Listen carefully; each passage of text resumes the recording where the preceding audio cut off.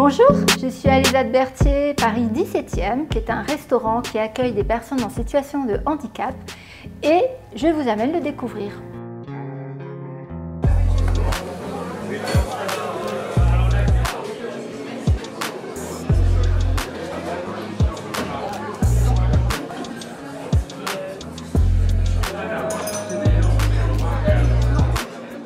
Rue du Moine, voilà, moniteur principal maître d'hôtel à la table d'Émeraude. Je m'appelle Patrice. Je suis Sylvie Rivraud, directrice de l'Alizade Berthier. Je m'appelle donc Sébastien Baudier, donc j'ai 31 ans. Je m'appelle Nicolas Cadet, je suis le responsable restauration de l'Alizade Berthier. Je m'appelle Corinne, j'ai 26 ans. Ça fait pratiquement 14 ans que je travaille ici à la table d'Émeraude. Je suis chargé de former les travailleurs en situation de handicap pour les emmener après dans le monde ordinaire. J'étais serveuse dans ce restaurant, mais maintenant je suis plus serveuse, je travaille ailleurs. L'Alizade Berthier est un établissement médico-social, donc une double finalité. Un accompagnement médico-social pour les personnes en situation de handicap et une activité économique.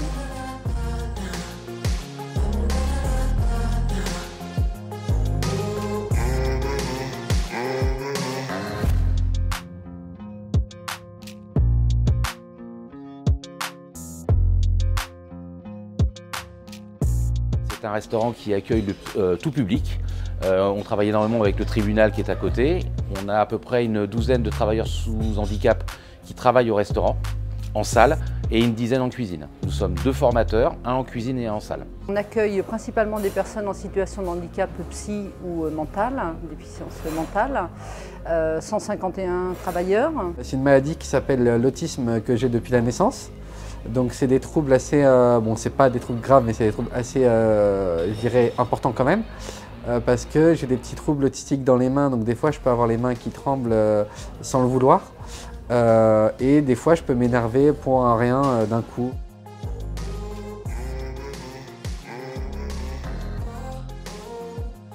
Depuis ma naissance, j'ai un problème au dos.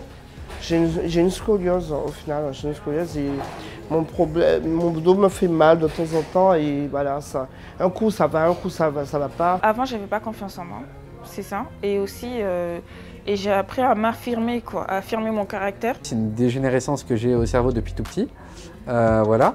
Mais j'apprends à vivre avec chaque jour et je la combats tous les jours. Le management, c'est d'articuler tout notre savoir au travers du dialogue, du savoir-faire, de la compréhension, de la patience aussi, et de les faire évoluer dans le meilleur environnement possible.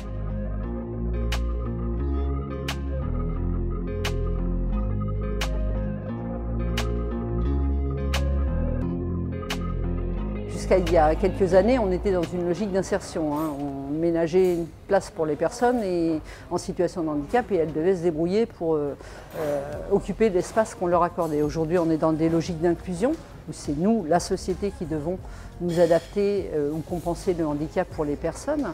Il ne faut pas avoir peur de répéter les choses, il faut être très pédagogue et modifier un petit peu les façons dont on dit le fonctionnement de la journée. Mettre en place ce que j'ai fait de la sophrologie afin de les déstresser puisqu'ils ont un facteur stress énorme.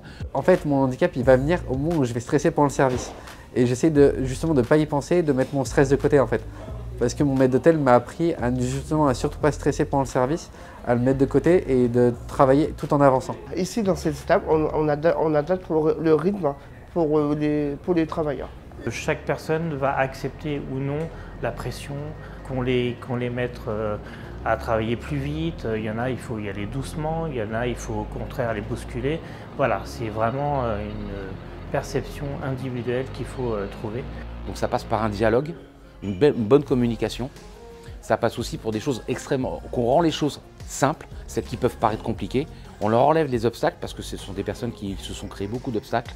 On est là pour les enlever et les élever au meilleur niveau qu'ils peuvent avoir. Nous, on considère que notre job consiste à écouter les personnes, les faire s'exprimer, à évaluer avec les connaissances que l'on peut avoir la faisabilité par rapport à leurs souhaits. L'Alizade, en fait, c'est un tremplin pour aller ensuite dans le monde extérieur. Et pour moi, c'est un peu ce que j'aimerais vraiment pouvoir faire. J'aimerais pouvoir passer de l'ESAT dans plusieurs années, peut-être pas tout de suite, parce que j'ai encore un peu peur d'aller encore à l'extérieur. Mais ce que j'aimerais, c'est pouvoir continuer à m'améliorer un peu plus pour ensuite aller sur les sites extérieurs en dehors de l'ESAT plus tard, quoi.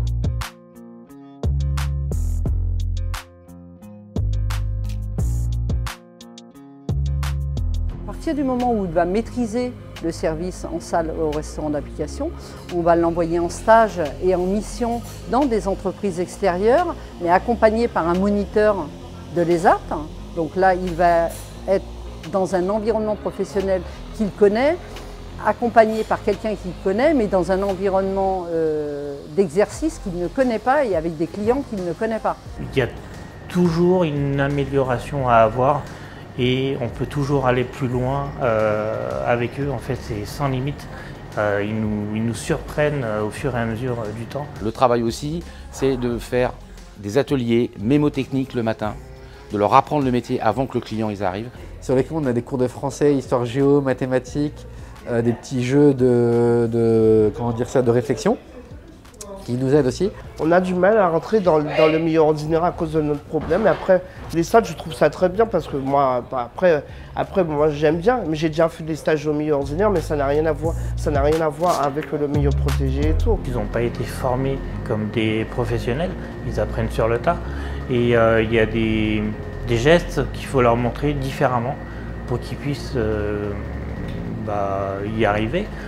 Donc s'il faut passer par une méthode détournée pour qu'ils y arrivent, c'est à nous de trouver cette méthode-là pour qu'ils y arrivent. Donc on a tout articulé autour de ça pour avoir la meilleure communication possible afin qu'ils puissent comprendre dans les meilleures dispositions. Il faut avoir la joie d'être en service, travailler avec la joie et la bonne humeur et ne pas penser au stress. Justement, il est là. La question est là en fait.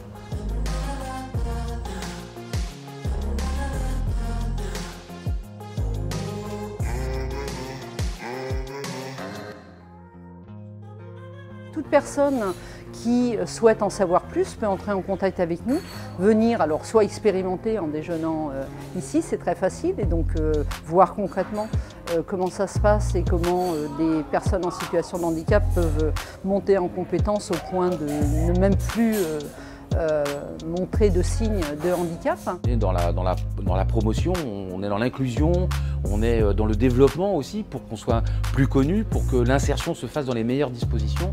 Et c'est très bien d'être venu et je vous en remercie beaucoup. Je suis hyper content d'être là. Moi, ce boulot, c'est devenu une passion. Et puis, mon maître d'hôtel m'a fait devenir un peu plus haut que ça, on va dire, parce que je suis formateur, je ferme mes petits nouveaux maintenant. Donc je suis très content d'être à ce poste-là. J'aime beaucoup ce métier. Et je ne me vois pas changer pour le moment.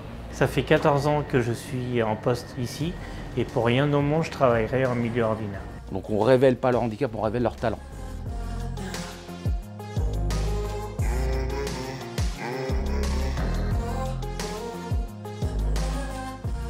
À travers ces regards croisés, voici un bel exemple d'inclusion réussie.